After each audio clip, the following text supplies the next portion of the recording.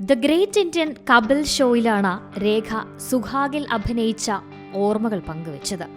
അമിതാഭ് ബച്ചന്റെ പേര് പറയാതെ പറഞ്ഞാണ് രേഖ സിനിമയെക്കുറിച്ചും അതിലെ നൃത്തരംഗത്തെക്കുറിച്ചുമെല്ലാം വാചാലയായത്. ഷോയിൽ ഒരു ഫാനിന്റെ ചോദ്യത്തിന് മറുപടിയായാണ് ഈ കാര്യങ്ങളെക്കുറിച്ചൊക്കെ രേഖ പറയുന്നത്. സുഹാഗ് എന്ന ചിത്രത്തിലെ ഒരു ഗാനത്തിൽ ദാന്ധിയ നൃത്തം വളരെ മനോഹരമായി ചെയ്തതെങ്ങനെയാണ്? നിങ്ങളൊരു ഗുജറാത്തിക്കാരിയായി തോന്നുന്നില്ലല്ലോ എന്നായിരുന്നു ആരാധകന്റെ ചോദ്യം. അതിനുള്ള മറുപടിയിലാണ് രേഖ ബച്ചനെക്കുറിച്ച് പറയാതെ പറയുന്നത്.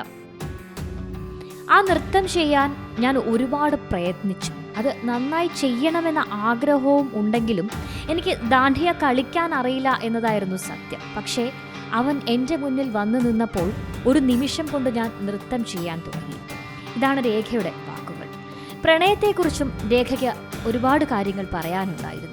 ശരിയായ ആളാണെങ്കിൽ ജീവിതത്തിൽ ഒറ്റത്തവണ പ്രണയത്തിലായാൽ മതിയെന്നാണ് രേഖയുടെ കാഴ്ചപ്പാട്.